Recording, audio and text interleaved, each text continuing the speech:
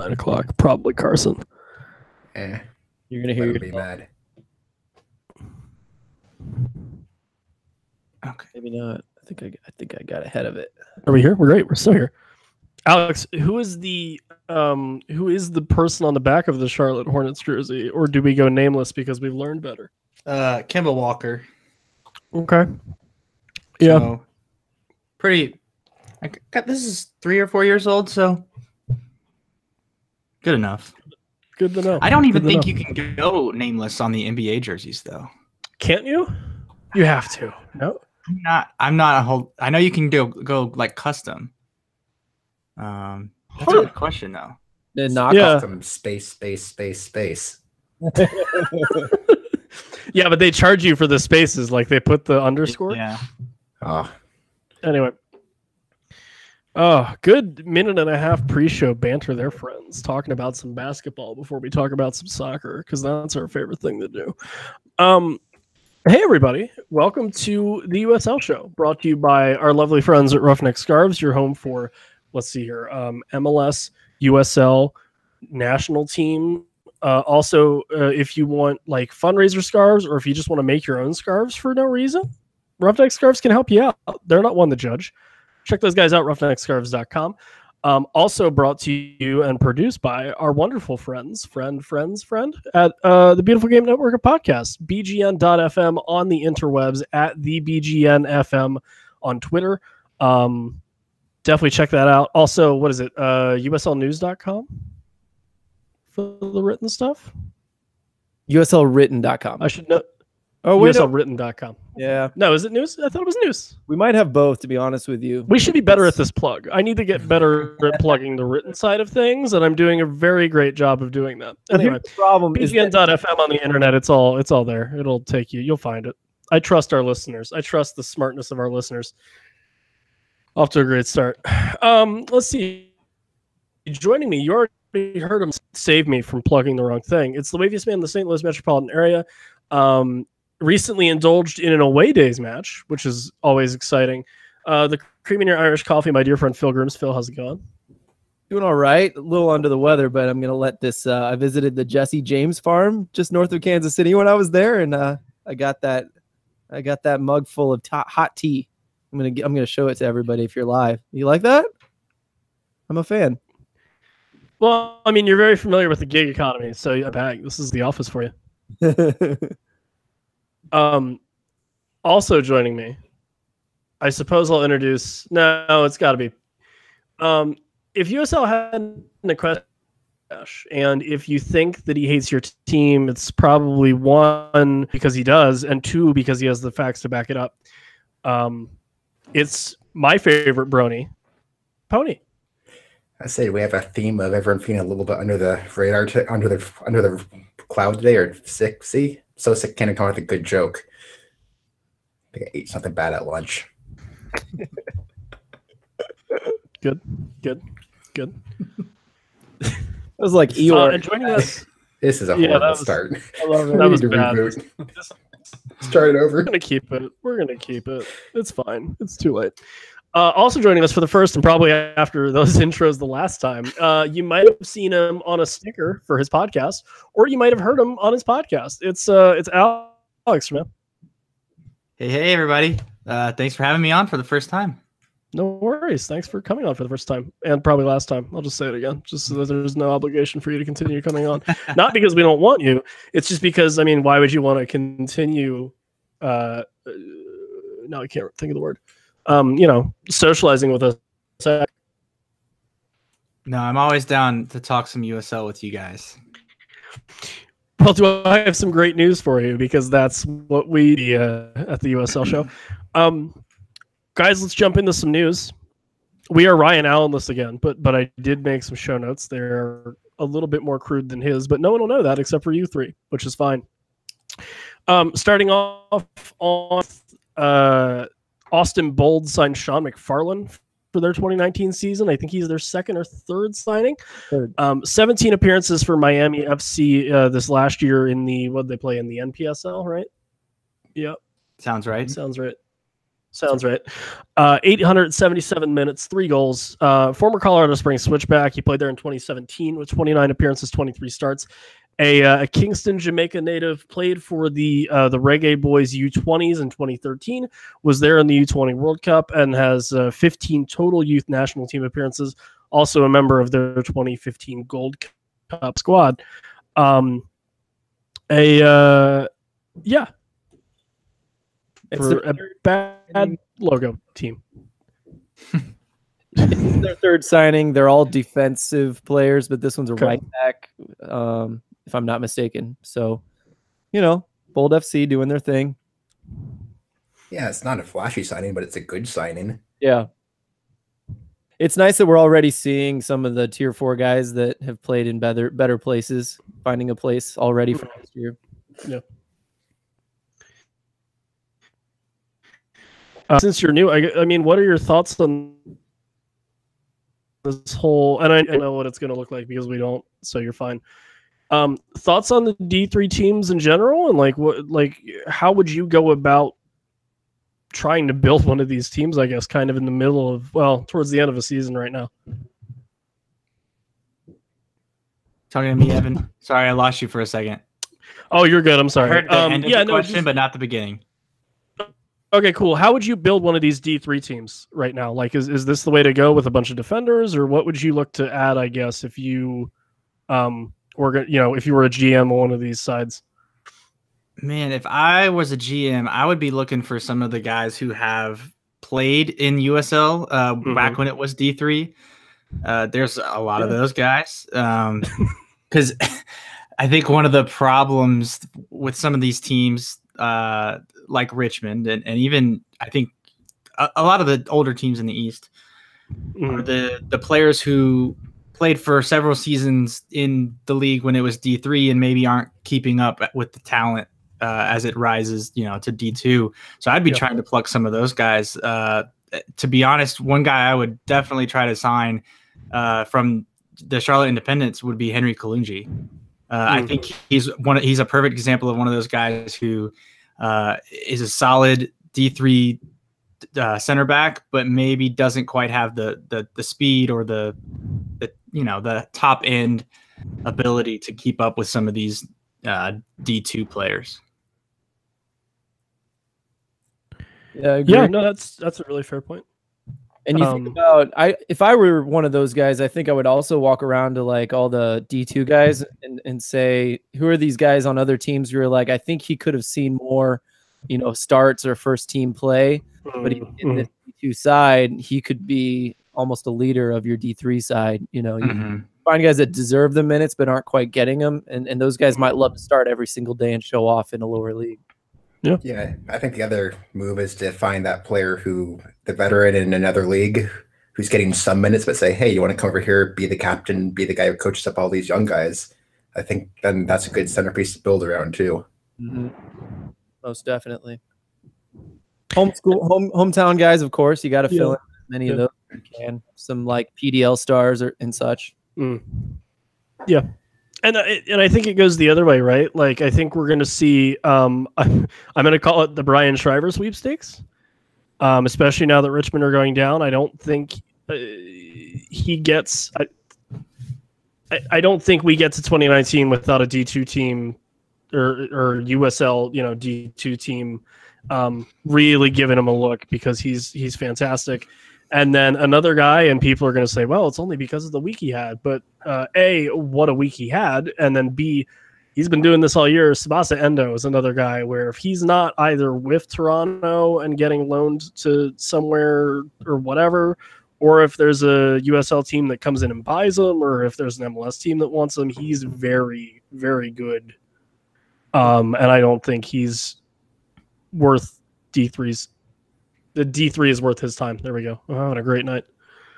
So yeah, there's a couple guys that I think, it goes the other way, where they're not going to drop down to D3 just because they have a little bit too much talent and someone's going to want them. So we'll see. Second piece of transfer news, Bethlehem Steel FC ad. I'm going to try, and I've listened to the audio pronunciation, but I haven't nailed it down yet. I believe Selmir Misic, who was born on, and this hurt me, January 23 of 2003, making him the youngest player to sign in the Union organization history at 15 years and some odd change days. In fact, becoming the youngest player, usurping Zach Pfeffer from the throne of youngest players signed by the organization. 33 goals in 26 appearances with the U15s in 2017, 2 goals with the U17s this year, who, by the way, just started up in the last month or so. He helped lead the US U15s to third place in the Torneo della Nazione. Got the game-winning goal against Italy and scored against Macedonia and Croatia. Super quick hit background on that tournament. It's in Italy. It's probably the most prestigious at the time U15. Now they have U16 and girls U15 tournament. And actually the 2014 US team won that tournament. So really good stuff. He's actually in Florida right now with the U16 boys national team. So a kid that they see a big old future in. And Steel are going to, I imagine, play him in the last couple of games here and even into next year. So I'm excited to see what he can do. So between him and the Brendan Aronson news this week, it's been a fun one and a really young one, and one that's made me really depressed as a 24-year-old for the Union. I think that's it's a common thing to kind of towards the middle end of the season, they'll start giving 16-year-olds a shot and maybe 15-year-olds. Is this guy 15, you said? Yeah. He'll be 16 in January. But we've been seeing that. I think this year is the year of the 16-year-olds. I think we've seen more than ever in USL playing at the age of 16, but it's not uncommon this time of year to see that happen. And it's really good. St. Louis's best young USL player started when he was 16 too. Yeah. It's a really good thing to get in the habit of doing. This super outside alleged rumor was that Bayern Munich was sniffing around. Yeah. And I don't know how true that is, but it may not be at all. But just the fact that, this is another one of those things where it's like you can't call USL a minor league team because people are putting their kids into USL to kind of fight off national, world famous clubs like, that's a thing this year where MLS clubs want to put their kids in a pro system, without losing their college eligibility and to keep them from wanting to go off the bench. Well, and the other thing is they have to make sure that if they go to college, they keep their rights and they don't go in the super draft and then burn them. Right, that too. So, it's a whole it's a wonderful, wonderful system. But there it is. Third piece of news. This is a fun one. Louisville City adding Jonathan Lewis on loan from New York City Football Club and MLS for the remainder of the regular season. They get him until October 12, I think, and then he goes back to NYCFC. Lewis, former Chicago Fire Academy kid, played for Kendall SC and Plantation FC, which are both in Florida, I believe, and then played for the RIASA Academy, which is they're based out of Leeds and London in England. They I don't know a ton about it other than a quick Google and kind of poking around their website. You can get your degree or get close to your degree, like it's a secondary education type thing, but you play all of your football in and a guy who plays on Burnley, in fact, is a RIASA graduate. Lewis, 2 years at Akron, and then he has 4 goals and 3 assists in 25 appearances for New York City. I don't know why they did this. Really? Who, NYCFC or Louisville? Well, no, I'm very glad that NYCFC finally understand how to loan players. But I don't get why Louisville would add someone for a month. I don't know. Was he getting a lot of time at NYC? No.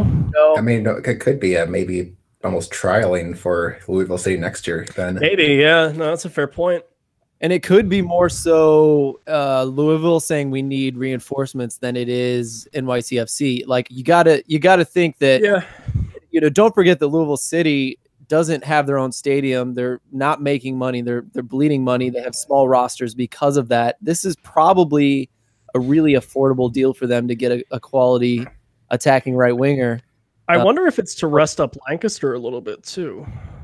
Could be. He's been getting a lot of minutes. Could be. Yeah, it might be just a combination of all of that too. I mean, the James Sands loan seemed to be pretty successful. I think he went right back to NYCFC and slotted right into the starting 11 there. So maybe they're trying to, I don't know, try the same thing, because I know a lot of the MLS analysts think Jonathan Lewis should be starting for NYCFC. So that speaks to the talent that he has, at least. I agree completely. Harry with a good point in the chat, by the way. Oh, which I didn't mention. We go live every Monday at 9 p.m. Eastern Standard Time, which is 6 p.m. Pacific. If you want to hang out, come and hang out. And if you make good points, which I'm not just saying this to appease the people in our chat right now, I haven't seen anyone in here make a bad point ever. True. Which is exciting. Harry Austin, friend of the show, saying, well, they learned how to loan players to everyone but the affiliate, which is true.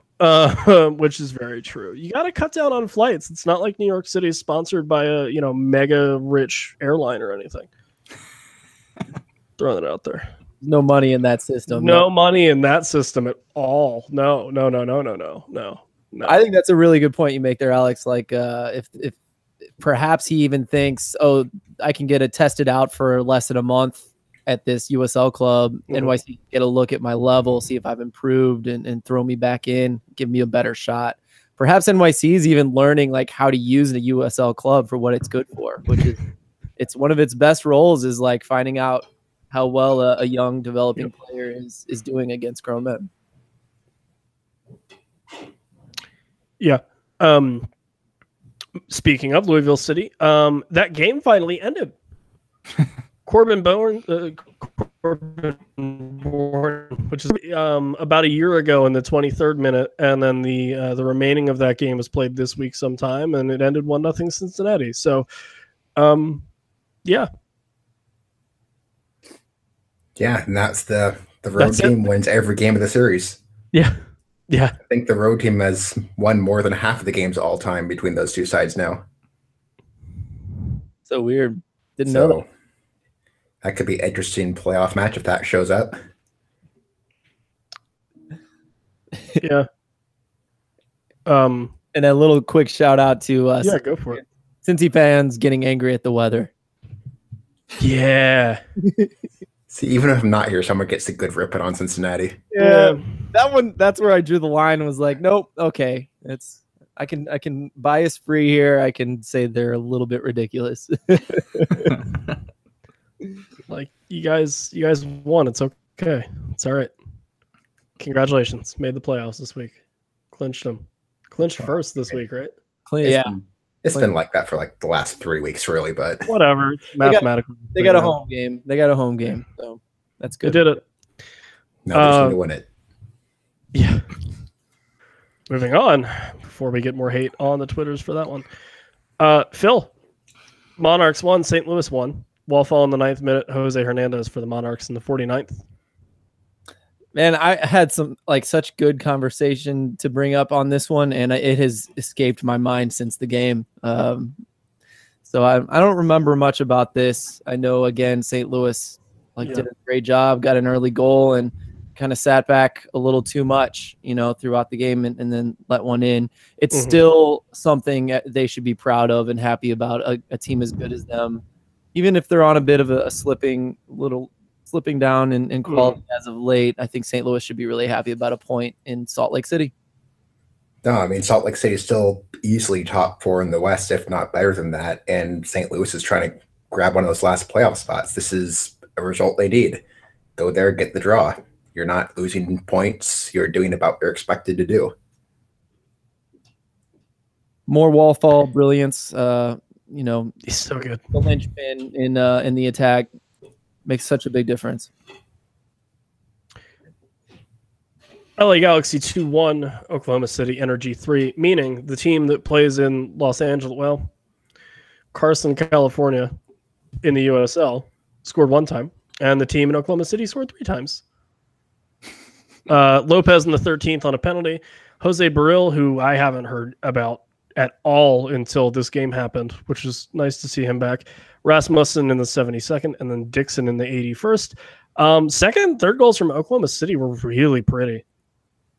Like really intricate passing, not like Man City or Arsenal really intricate passing at their best, but like just really solid.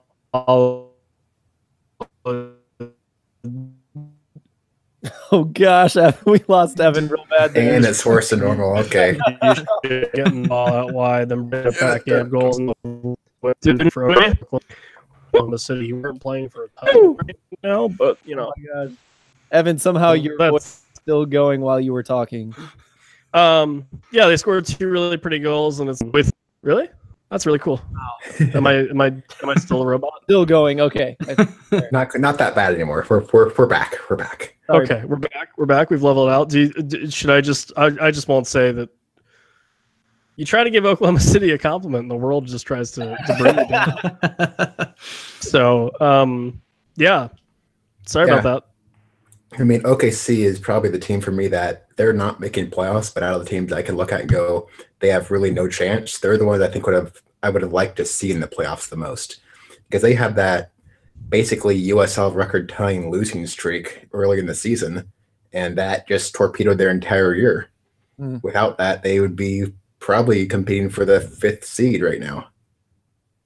Yeah, they're a team where next year you'll see a full year of consistency, because surely they will keep that coach. This recovery seems to be pretty solid. They got to keep him, and they'll probably return a lot more players and have a little more stability this next year.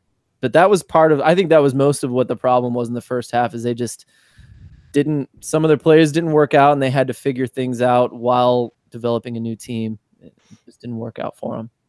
Yeah, the reasons are there, but it was still even worse than you really would expect for what cards they were dealt. They hit a slump at a bad time. Yeah, I want to say that Angulo was expected to do a little more than he did based on last year's production, and they thought they would have more of that this year. And I think Valesky was a stopgap, but I don't think he started this game. I don't know if he played this game, but they did really well without Valesky. So I thought that was pretty interesting. Maybe he subbed in, but I don't know. OKC, yeah, it's an interesting thing. Pony, I wanted to ask you about Los Dos, and maybe I just haven't seen them in a little while, but like, how do you guess what they're going to do in a game? Is it a metrics thing? Is it your guess is as good as anyone else's? I think it's just that your guess is as good as anyone else's. They're a team that will show up and look like they're one of the best teams in the league, or they'll show up and look horrible, or they'll show up and lose 7-3 or do something ridiculous any given week. I think it's one of those revolving doors. If they have so many people who show up, I think they have that another one of those young kids, Efrain Alvarez, I think it is, who's just unbelievable. Yep. And when he plays, they tend to do a lot better. And Zubac is another good attacker they have. They have a lot of attacking talent. And if they can get them all together playing consistently, that could be a dangerous team. But that defense just hasn't really been there. Talk about sniping D2 players for D3. If I'm an indie side, I'm going to try to get any one of those guys you listed, and maybe a couple more, because in LA, like, those guys are never going to go to the first team, so they get paid. I think a couple of the Los Dos kids have a shot just because of the age of LA Galaxy 1 right now.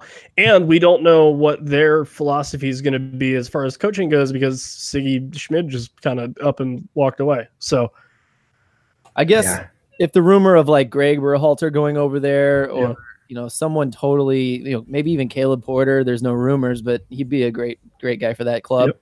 That would be a different look completely. But typically they just go and buy more guys from the globe, and then these awesome players end up fizzling out and going to, say, Colorado Switchbacks or something like that. Yeah, and I think LA actually still owns the highest number of hat tricks this season with 3. Yeah. I mean, like, at least 4 quality players, and all of them are under the age of 23, if not 21. Yeah. Like, really good players there. Yeah, you have like the high school all-star team versus the 25-year-old journeyman team every week. Yeah. Totally. Yeah, I'd be really surprised if they don't try to get Alvarez involved in the first team, I mean, he's on another level. He's already, you can see it. He jumps off the screen. I don't watch the Western Conference, but if he's playing for Los Dos, I try to tune in, and I think that says enough about him. Right. He's transcended that kind of conference gap that I think a lot of people have. Right. I could see Zubac doing the more McBean route, though. Yes. Same. And in fact, I would be really happy to get him on my team next year, to be honest. I would love to have Zubac. But Efren is an interesting situation just because I wonder if he won't even want to sign for someone like the Galaxy, and he may want to skip, a little bit higher or even go off to Holland or something like that. He would do really well in an attacking style league. I think getting him, he's got to bulk up. Sorry. Let me rephrase that. He has to physically grow up and develop as a human being before he can bulk up. But he has to do both. Again. Okay, moving on. All right, great. My bandwidth cannot handle these takes I have. Yeah, there you go. I say we should. That's not Patreon money. It has to go to getting you a good Ethernet cable or something. It does. It has to get me a massive Ethernet cable. It's got to be 300 feet. Anyway, Red Bull 2-3, Toronto FC 2-3, meaning that the Baby Bulls scored 3 times and the Junior Reds scored 3 times. Welcome back, Anatola Bong. Scores in the 12th minute. Ivan gets one in the 40th, and White gets one in the 68th. Junior Reds, Tsubasa Endo in the 23rd, Kubel in the 36th, Hamilton in the 62nd. Good bad draw for Red Bull. Tsubasa Endo and Jordan Hamilton are 2 of my favorite players in the league this year. And they're on fire right now. They're killing it. Doing well. And they need to get out of Toronto. I think it's becoming, I agree with you, first of all, but I think it's becoming a thing where I don't think you have to be embarrassed if T2 or no. If the Junior Reds do well against your team, they've become good suddenly. It's like the Montreal factor. Just late in the year, they suddenly decide to be a really good team. The Canadian thing, maybe. It's a Canadian thing. Totally. Ottawa. We'll talk about that in a minute, but it's definitely a Canadian thing. Alex, your thoughts? I mean, I'm glad we faced them twice very early in the year. Yeah. Because they kind of did this last year where they messed around and they beat everybody that was in first place in the East at one point. And it seems like they're kind of, they almost knocked off Cincinnati. I know I'm jumping ahead a little bit, but right. It seems like they're figuring it out, I guess. And anytime Jordan Hamilton is with them, they're a different team anyways. Yeah. He's one of those guys who he's really too good to be in USL, but maybe just he's got too many, 2 of the best attackers in the league in front of him for the first team. Right. So, he's in that weird spot. He's probably another guy that should probably get out of Toronto. Yeah. Yeah. Same. Toronto has the same problem that LA does in the East, where Hamilton's ridiculous and Endo is amazing, but they're not Josie Altidore and they're not Sebastian Giovinco. You really nailed that, Evan. And I don't even think you read this article. There was an article that Will Parchman put out on The Athletic that it laid out, it kind of ranked all the academy systems that belong to MLS teams. And first of all, he said a third of these guys might as well not have an academy team, which I thought was some hot fire there. He's been pretty awesome since he left MLS. Yeah. I forgot what he quit, but anyway, he said the same exact thing about Toronto, that they have a mass amount of good quality academy players that they're plug in and use well, but they don't have any number one standouts. They don't have, I don't know. What's the Vancouver kid that just went to Bayern? Forgot his name. Alphonso Davies. Thank you. Well, yeah, they don't have one of those, but they have 10 guys who can fulfill a job on the first team. Wow, we're already there. Phil, the match that you probably remember more of. St. Louis 4, Swift Park Rangers 3. I remember it well. I was there. I got to go over to Kansas City for it, and I had a great time. And I had a really good game for St. Louis. I was worried about this one a little bit, and shoot, I'm just going to look at the notes here. By the 82nd minute, we were ahead 4-1. Yeah. And then they got lazy and they let up 2 more. One goal was a good one. The other one was pretty pathetic. You could tell they were just tired. And then they almost gave up the tie. Like, it reminded me of, I think it was against Fresno or Reno, the last game we played them. We won last minute on a long throw-in. And the exact same thing was happening to us at the very end. It was like 2 minutes of extra time out of 3 or 4. And we defended it away. So props to them for that. But we never should have let that happen, get to that situation. It scared me with St. Louis doing all those last-minute minute mistakes that cause us trouble. But they got out of this one. A really beautiful goal from Greg. A really awesome backward flick on a set piece from Wallfall. Good goals coming from St. Louis right now. It's a lot of fun to watch. I have 3 notes on this one. The first goal that St. Louis scored was some terrible goalkeeping. One of your forwards just kind of walked up to the Swope Park keeper and went, "I would love that ball, please." And he said, "Sure, here you go." More serious criticism, set pieces look to really be a problem for Swope Park, and I don't know if that's been a whole year thing or like a just now thing, but that should probably stop. And then Greg just really clinical for that 4th goal. And to your point, that second Swope Park goal by Blackwood in the 84th, you can't let a guy score near post. Oh my gosh, on that from that angle. I can give you more. I mean, they were on a bit of a break, and our right back, Tony Walls, who's more of a defensive midfielder, very good one, a very experienced one. Dude was just gassed, and he started running, and you know those, like, you'll see a defender trying to catch up, like point to a guy and be like, him. He was the closest guy to him. So he was like, someone get him, I can't. And he blew past him and got a goal. And the near post, Gomez wasn't even close to it. Yeah, that was scary to me, and I didn't like the mentality there, but second game of the week, I'll give them a little slack, just a little bit. I was the asshole that tweeted that they shouldn't be doing that stuff right after we won a game, though. Damn, man. I was that guy. Let them enjoy their away victory. Jeez. I should have. It was monster. It was rude. I got scared. I mean, St. Louis, man, this is the first chance we've actually had ever. I don't want it to go bad. I enjoy that you picked one of the away matches to be that guy. That's a good point. That's a good point. Like, you're there as a fan, and you're like, no, wait, hold on. Let me put on my media hat for 2 seconds. Oh no, that was way past media. That was a I don't know. Let me put on my ultra hat for 2 seconds. There you go. Okay, all right. I'm too hard on my team. Too excited for this. The win's a win. This game did show a good job of the good and bad parts of both teams. I mean, we saw the highs and lows that both teams are capable of. I mean, if they either make it, I could see them knocking off anybody in the first round and just getting completely annihilated, depending on how they play. And they both played like it both ways on that game. Mm-hmm. We saw Swope Park look horrible and look great. We saw St. Louis look great and look horrible. True. It's just a matter of trying to have only the good side show up now. Completely agreed.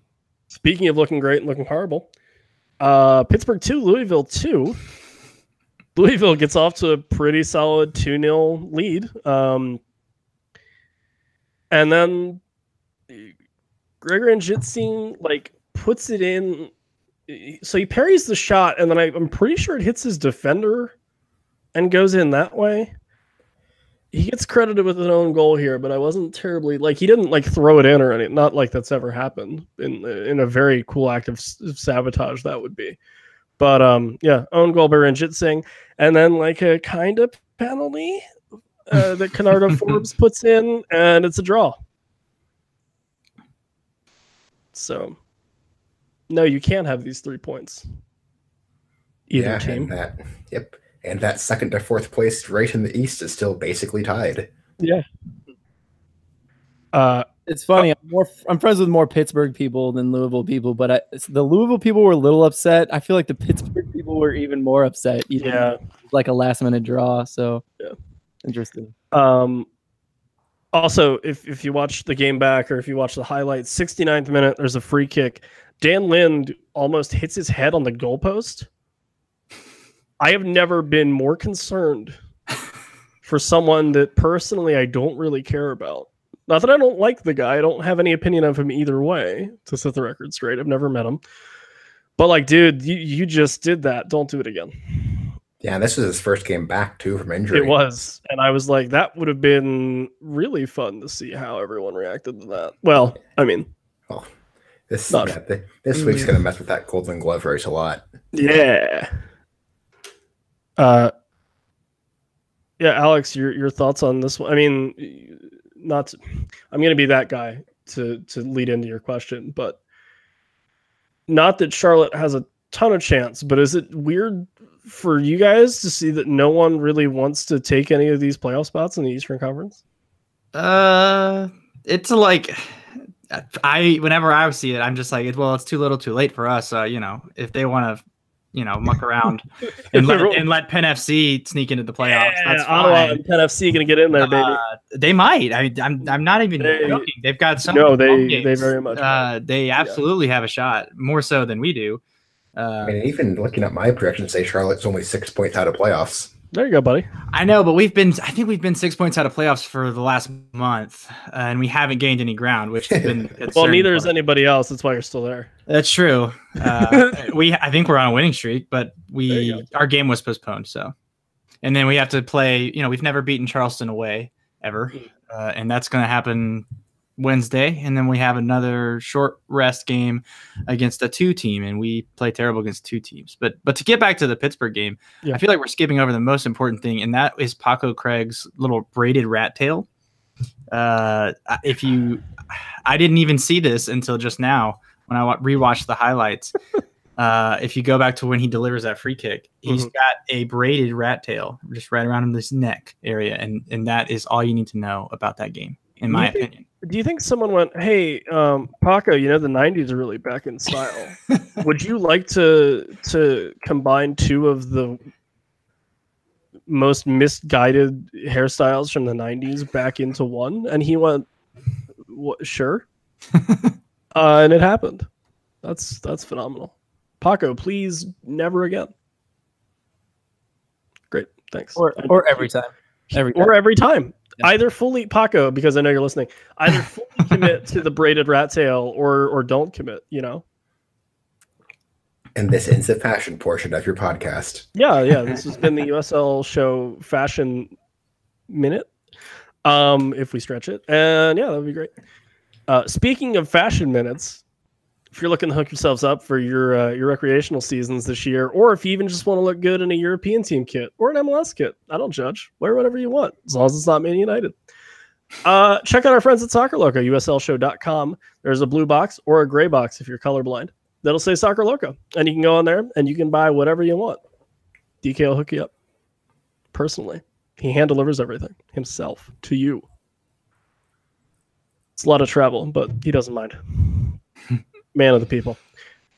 Anyway, go check out our friends at Soccer Loco. They are honestly some really cool folks. They gave me a very nice jacket at the MLS draft. It's hot. It's good. Where am I at? Oh, yeah. Speaking of teams sneaking into the playoffs, Ottawa. Oh, my God. What's happening? 2-0. Beat Richmond. A Robert's own goal, which I felt bad for him just because it's one of those, a cross is coming in and you got to get ahead to it and you don't really know where it's going. Unfortunately, it went into the back of your own net. And then your boy, Carl Hayworth, 38th minute, scoring a goal. Ottawa are going to make the playoffs. Saw that today. Are they? Are they like, should they, or are they like, will they? It's really weird. It's really weird that they have a chance. My predictions still say no, but okay. Listen, I didn't think that coming into the final 4 games of this season for Bethlehem, which are Toronto FC 2 on Saturday, and then Ottawa, and then Indy and Tampa, I would much rather play Indy and Tampa 4 times than Ottawa and Toronto FC 2 4 times. So, yeah, not looking forward to those next 2 for Steel, but we'll see. A question to everyone. What's Richmond playing for this year? Contracts? Next year, yeah. Well, this is a good chance to talk about the old guard shield. We had a question about that. Bums me out, man. Bums me out too. Is that what you were getting at? Oh no, I just literally don't know what anyone on this Richmond team would play for, which is part of why I think they lost to Ottawa 2-0. Because like Ottawa should have made it like 4 in 40 minutes. Mm. They missed like 2 sitters. Adonijah Reed, like if I could jump, I could have hit that goal with my foot. One of those, you know, the one everyone knows the one I'm talking about. Where it's like, you know, a cross comes in, it hops up on you, so you have to kind of jump and hit it with your foot. If I could physically do that with my body, I would have scored this, but I can't, so I didn't, which is fine because, you know, neither did Adonijah Reed, so I didn't feel too bad. Anyway, Old Guard Shield talk, are we doing that? I think we should. I think it's good for people to realize at this point that since Richmond's dropping down, there's 2 Old Guard Shields left now? 2.5. Well, Rather? yeah. Oh, 2.5. Yeah, I was not including Penn FC. They aren't either, so it's okay. Yeah, brand new team. Yeah, because it was what, Charleston, Richmond, Rochester, Harrisburg, Pitt, right? Yep, that sounds right. Yeah. Okay. Charleston. Yeah, you got them. So we have Pitt, Charleston, And sort of Penn FC. and we'll throw Harrisburg in there because they're still recognized on the Old Guard Shield, and we'll play by house rules for this. So we have 3, and we have, I guess, an equal amount of teams in USL D3 in the Old Guard Shield, which has to be awkward for everyone because I really thought that the whole idea of that, and I still do think the whole idea of that is really awesome and really important. But unfortunately, I guess that's not shared by front offices and whatever. Right.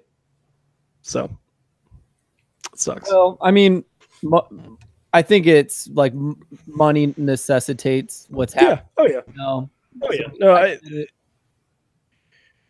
there were a couple ideas we threw around though. Mine was that no. the teams that aren't in the league try to play them in preseason and count the games somehow. I don't Like know. move the Charleston Challenge Cup and make it just those teams. But then I think the problem, Charleston likes playing those MLS sides in preseason too much. I'm sure they do. And Yeah, I those imagine MLS that's a sides like big- going down to warmer weather too much.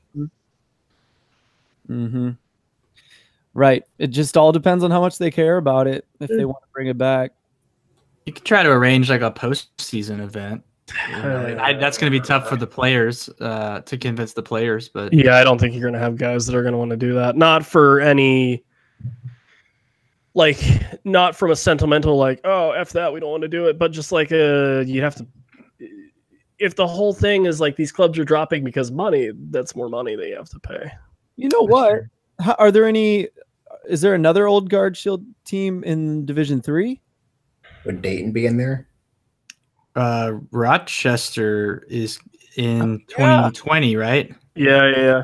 So here's an idea. You could Okay. have a 2-group system and then a playoff. Yeah, that's kind of what I was thinking. Is you would have Okay, the sure. winners, the 2 winners play each other. that would be so cool. Or Assuming neither goes to the playoffs or something like that. well, and this would require a lot of string pulling for scheduling, I'm sure, which no one will do just because it's it's way too much involved.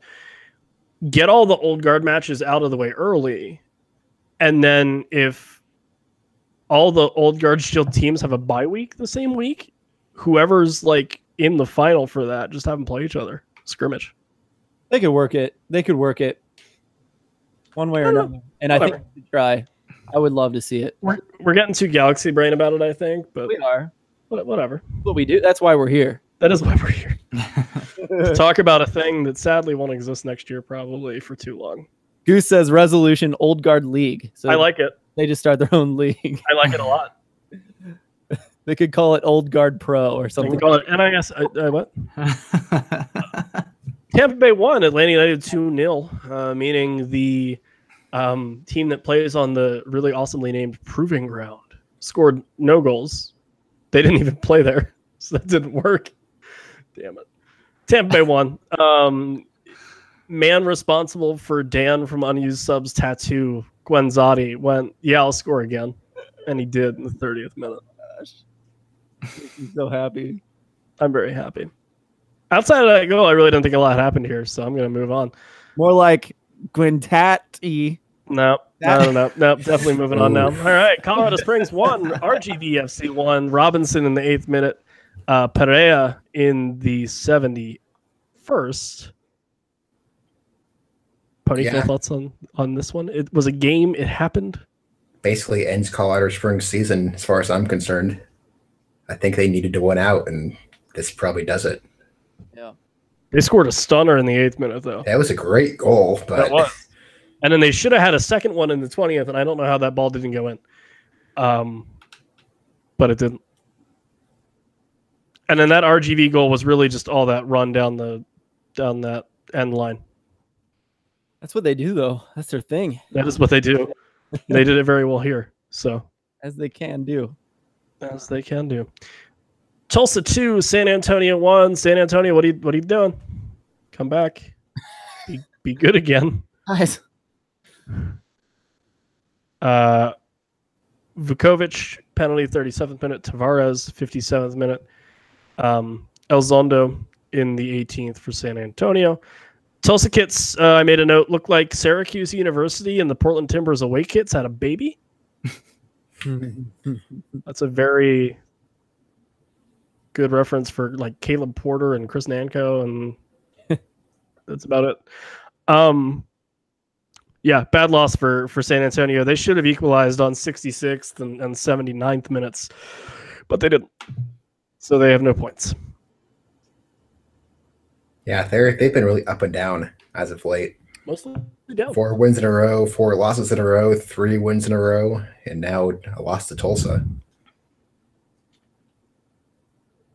So who knows? They're fighting for playoffs, so they can't be doing this. Ugh. I don't know. I thought this is twice now. I thought they were going to be unstoppable. You know, Yeah. the runs they were on. And then I don't know if it's too early to bring up Lance Lang, but he's the loanee from Cincinnati, and he was on fire for them. And I was like, man, that name sounds so familiar. Why do I like it, or why do I know it so well? It's because when I looked at all the highlight reels of all the guys FC Cincinnati was picking up at the time in preseason, Lance Lang was my favorite. His highlight reels were like awesome. He was so good. And I remembered because I just remembered that he could play left back, but his reels were like very, very attacking style player. Love him. Obviously, he's not the best player that FC Cincinnati could have, but he's still one of the best players for a lot of sides out there in the USL. Yep. He's awesome. He's very good. Reno 1, Los Dos 0. Calvillo scores 37th minute for 1868. Yeah, it happened. That's probably the best way to describe the game. I mean, this is when Reno probably should have won, and they did win. Expectations meeting reality, Reno. There you go. There's your new motto for the team. Speaking of things that make you go, huh? Cincinnati 4, Toronto FC 3 in a game that thankfully only took 2 hours to play in real time. Tsubasa Endo in the 24th, Forrest Lasso responds, makes it 1-0. Tsubasa Endo scores again in the 45th. Fernando Adi scores in the 45th, almost dies. Endo gets his hat trick, and then birthday boy, 30-year-old, former Philadelphia Union prolific MLS striker, sarcasm on that last one, Corbin Bone scores twice. 78-88. He's got 3 goals in this week. Should have written him in for player of the week. Didn't do it. This is You can't go Endo for player of the week. He's got 4 goals. I actually did go Endo for player of the week. Nice. Yeah, I did. Guys, this would have been funny, but since you get that 4th goal. Yeah, I don't understand why Cincinnati can't play Toronto. Tsubasa Endo mostly. At this point in the season, the team that scored the most goals against Cincinnati is Toronto with 6. Fascinating. It's one of those, I think other teams in the East need to not watch film of how they played Cincinnati, but just go watch these 2 games and go, what did Toronto do? Because somehow Toronto is able to break down Cincinnati's defense every single game. Yeah. and Well- it's confusing. Yeah, it helps when you have a guy who scores 3 goals from a combined like 70 yards. Yeah. Thank you for leading into my point of the bookmarks, if you will, the first and third goals of Tsubasa Endo's were mirrors of each other. And they were both from like 23. And he just went top corner. I'm good. Yeah. Like, he's so good. I think the second one might have been the most impressive Probably. as well because he had the fake with the left and then brought it back to his right and still scored. So he was just on fire, obviously. I want Toronto FC to like emergency loan Tsubasa Endo up when they play Cincy for the first time and just watch him go off again. That'd be great. If he's still there, yeah. I mean, at this point, I think Toronto signs him somehow, right? Loan him to the Canadian Premier League or something, maybe. I don't know. Hey, North Carolina 1, Penn FC 0. Only thing I have here is it's a really good job from North Carolina bodying Penn FC midfield to create a turnover to get that goal. Penn FC have like 900 matches remaining, and they're all at that baseball field. Mm-hmm. Which is going to be interesting. If teams can score against them early and kind of hold off, they might be all right. I think it was this match where Penn didn't have Ken Tribbett and didn't have somebody else due to accumulation of yellows. So that might have hurt a little bit just because Tribbett's been such a big impact player on set pieces for him. But yeah, a good grindy win for North Carolina, which doesn't make the playoff picture any more clear in the East, because why would we get that? That would be nice for us. Yeah, this is a really important game in the playoff picture. I think whoever won this was basically going to be hanging on to ninth, and it's North Carolina. Yeah. I have this feeling that people like Ottawa and Nashville and Penn FC, like those are teams that are hard to beat, and even Bethlehem might sneak in. They're just hard teams to beat, and they kind of keep earning their spot in the top 8. Whereas North Carolina is a team where I would enjoy watching them in the playoffs, but it's harder to win that way, I think. But And not to big up the guys from Cary when we have Alex here, but that Zach Steinbrenner loan still makes no sense Yeah, I agree. from Indy to North Carolina. But man, North Carolina's got to be pretty happy they were able to fool Indy 11 to loaning Zach Steinberger to them. right. There's some blackmail there for sure. Yeah, I'm still having nightmares about the goal he scored right in front of my eyes a couple weeks back. The bleach didn't work. Is that? No, nothing works. Nothing works for that. Fair enough. We won't go into that That's game. okay. We don't have to. We'll move on. Las Vegas, the team most notable. It's fine for I don't know, having Lamos or having an official marijuana dispensary as a sponsor, or perhaps recently, I don't know, dropping money out of a fucking helicopter. One. Yeah. Portland Timbers 2. Hooray. An early goal, like a really early goal for Mendiola. And then Vegas misses another chance, which would have been another goal. And they had another really good chance in the 56th minute. And then the second half was basically for every chance that Vegas would get, Portland would get an equally good chance. The only problem being that Arboleda and Zambrano converted for the Timbers in the 72nd and 84th minute, respectively. And T2 get the win. Yeah, I mean, this is a game. Vegas is always okay at home. They're not that bad. And Portland, Mancha, it's a lot of the USL this year is just making best of the chances you get. And they did that today or Saturday. They did it today, too. Don't worry. They had a really good team lunch. What I wanted to talk about, Las Vegas Review Journal, she's a 51's beat writer in name, but does cover other Las Vegas sports. Betsy Helfand. You can find her at Betsy Helfand. I'm only giving that out because I know people here won't be a dick to her. So there you go. Tell her you like to work on this because this is a really spicy quote. and I it's the most Chalise / Vegas thing ever. After the match, Chalise, quote, "I want to leave. Sincerely, I want to leave. I can't anymore with this. Tomorrow I'm going to talk with the owner. I don't have the intention of continuing here." Now, guys, if you're Chalise, hey, what a year you've had, man. Riding a motorcycle, introducing the mascot, watching money fall out of a helicopter in a new country. That's weird. Had a cigarette in the stands in a preseason match. Do you want to leave? If you want to coach a good team, you do.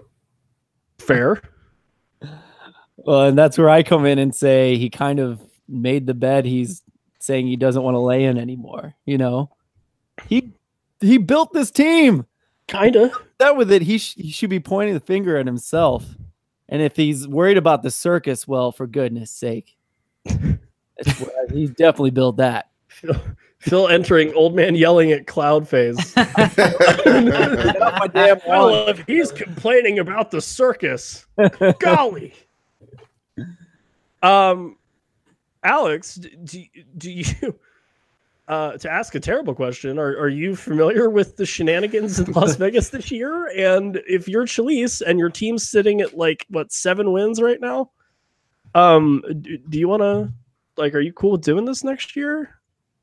You know, the only thing I know about Las Vegas is all the things that they make the headlines for, and it's never the play on the field. Correct. And except for that one time the goalkeeper tried to take the ball, end to end. And he got tackled at midfield. That's the only on-field highlight I remember. Yeah.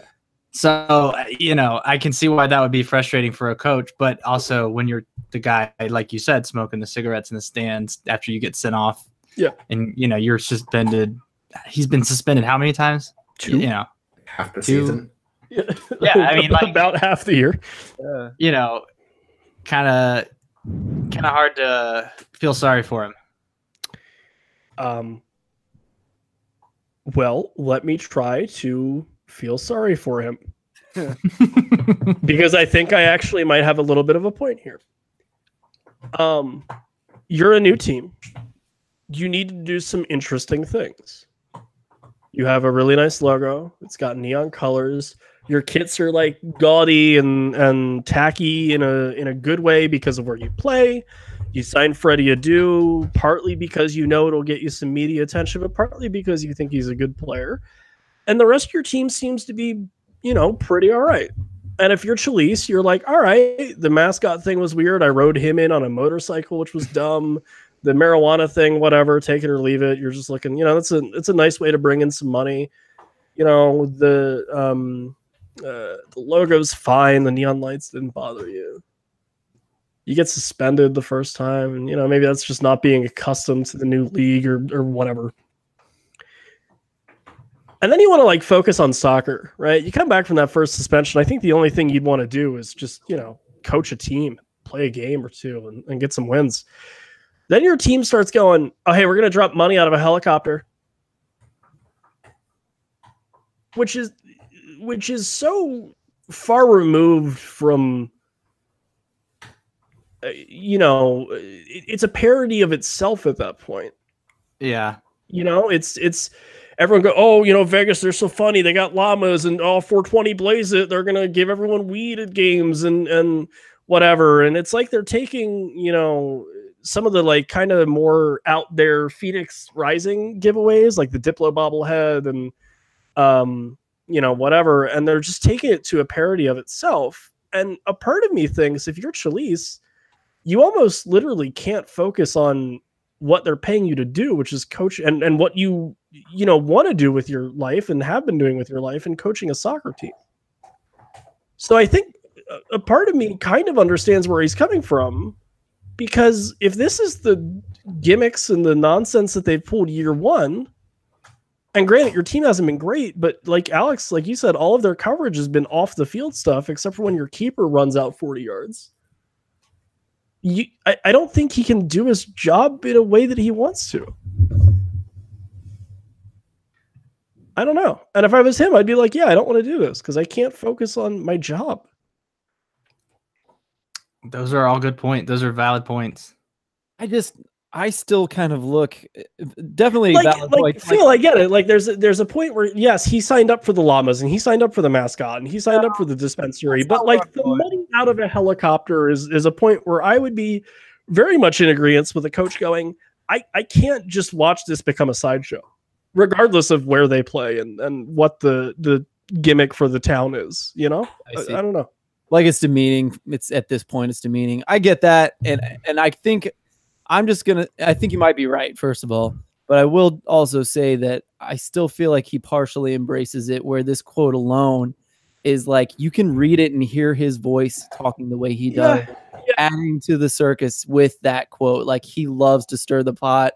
Like he's just adding to it in his own mind. Like, but perhaps like our president, you know, I just get that vibe from him. Well, and you know, at the same time, like I think all four of us and a lot of the people that we have on the USL show and that are on the network in general and everything, we've interacted with coaches, you know, from our clubs that we're closest to, and in general, these guys don't say things like that if they don't want you to talk about them, which means there's some truth to what they're saying.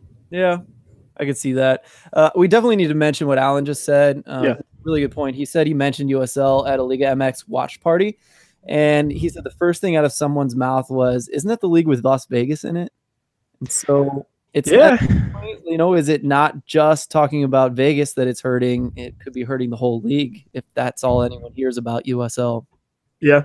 No, that's a good point. Yeah. I mean, I think he signed up to coach a team that he knew was going to be a little bit different, a little bit off, but he didn't sign up to coach Las Vegas gimmicks. And that's what he got. Yeah. Mm-hmm. So I could understand the frustration if this is way beyond anything he expected. Wrapping up the games, and then we got some questions from the Twitters. Orange County 1, Fresno 0. Noah Powder scores again in the 84th minute. It's like when I mentioned him on the show, he would just be like, I want to score again. So he did it. Good on him.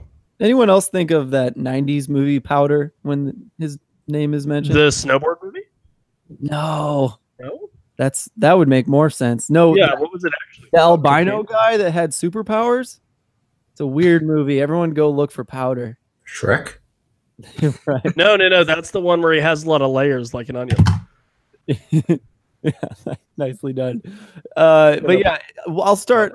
At some point, I'm going to go on eBay and find a VHS of Powder and a VHS of some series of some season of OC, and we'll give those away. It'll be perfect. All right. Oh, I'm Look down up for Powder. It's weird. All right. I just looked it up. It's got Jeff Goldblum in it. Well, yeah, there you go. How about that? All the more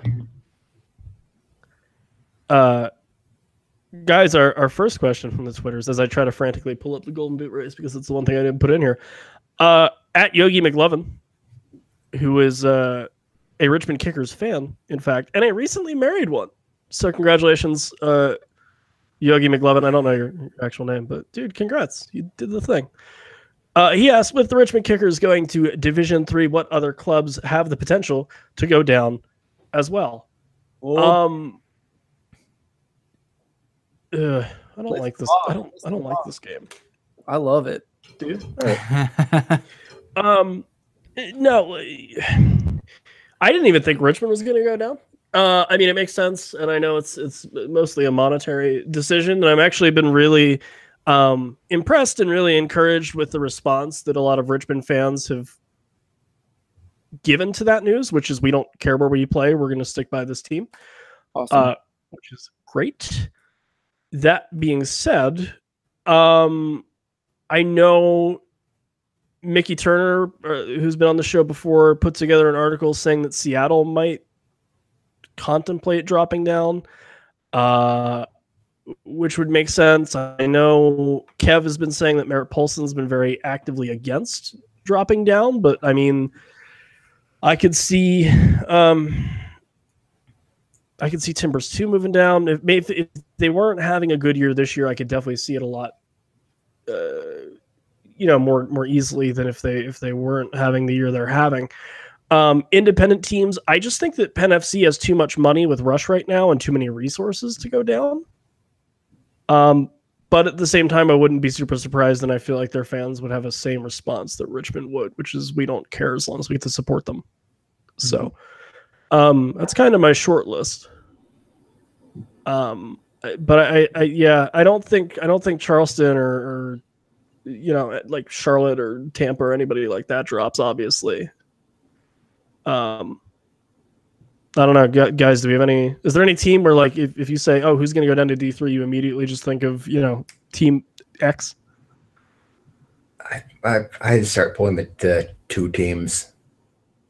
Those are mine. The one that can't get anyone in the door and are Like usually Los not Dos? competitive. Well, maybe. I mean, Los Dos was good for the first few years. Then they kind of stopped being good.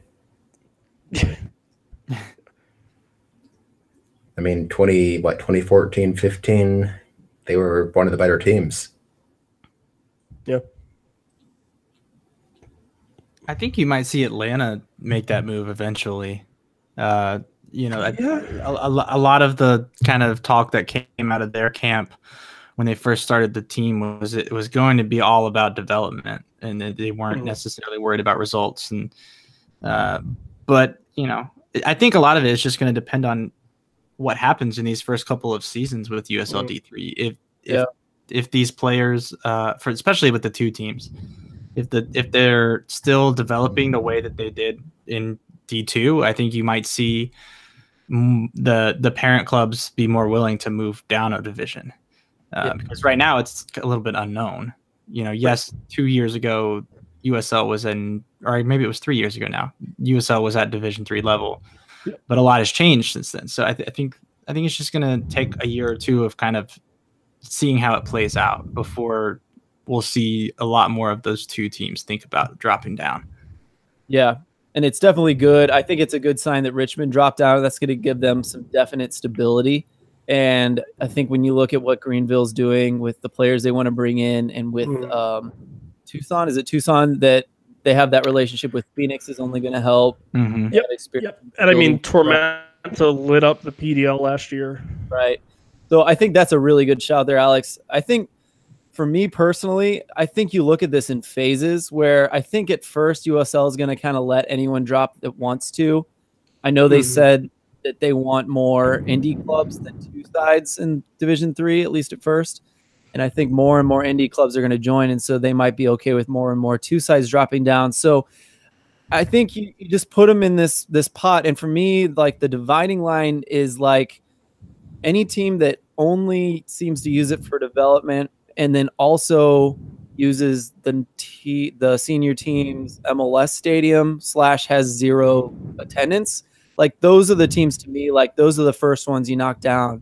And I would even go as far as saying USL should probably make some rules that are even higher than USSF requirements, saying, to be a D2 side, you need to have, can't be doing those two things. You can't only be developed. You can't only use your MLS stadium with 100 people in it. So to me, those are the two things that I would instate more requirements on.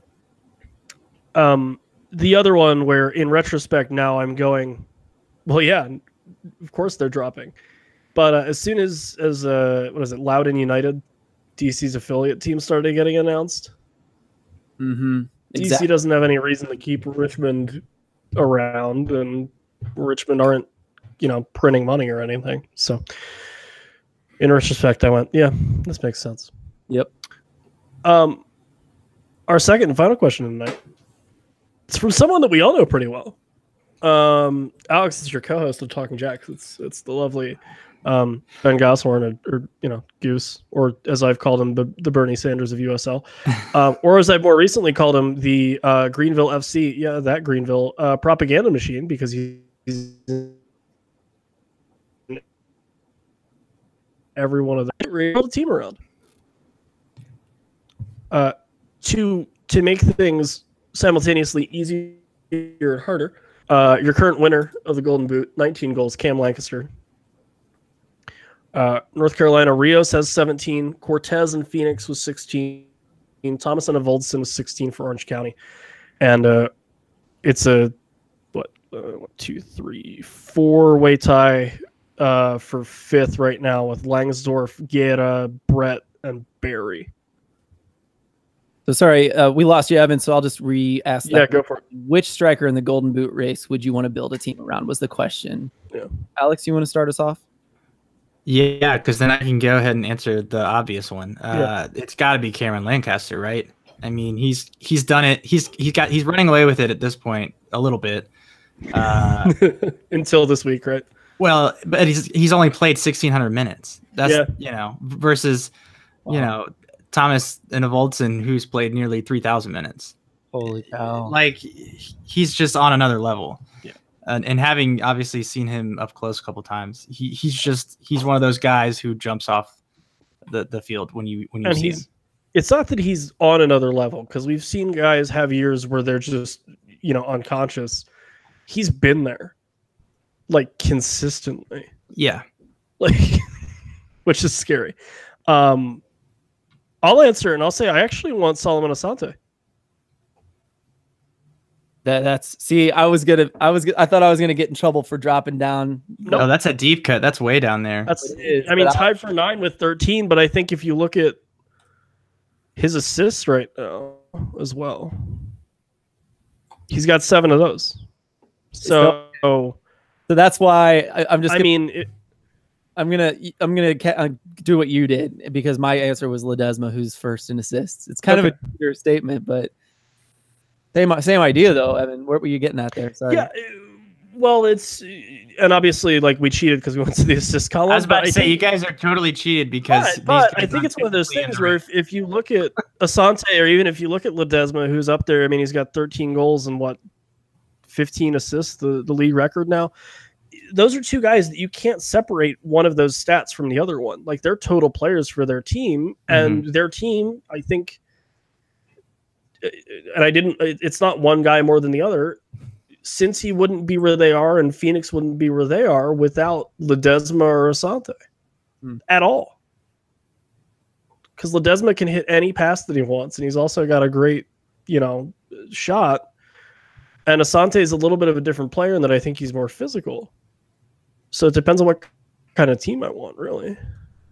Pony, I want to hear yours. Well, I was going to say Asante too, but I knew it. Yeah, I mean, he's still probably my MVP pick. I think he still edges out Ledesma because he has less pieces around him. I mean, it's one of those. Phoenix is a good team, but the supporting cast is nowhere near what Cincinnati has. But I guess to not double up on somebody, I'll go with Enevoldsen then. Okay. Orange County, who, let's be honest, he's never tied for 3rd in goals and tied for 5th in assists. He's doing it not only scoring, but also providing help. I think the main reason Orange County is as good as they are, and they've taken such a big step forward, because he's either scored or assisted on that'd be 25 goals this season. And Orange County only they have 57 goals, but that means he scored or assisted on about 40%.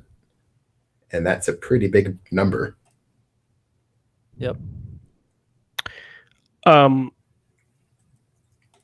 let's get out of here. Alex, where can people find you on the Twitters and things and plug that podcast around? Because I like it a lot. At Talking Jacks. No G on Talking. It's Talking with an N only. Talking Jacks. It's good. Yeah, no, it is a really great show, and I'm biased because I like both of you guys a lot. But you do. I appreciate that. A wonderful job for sure. Yo, Phil, where can people find you on the Twitter sphere?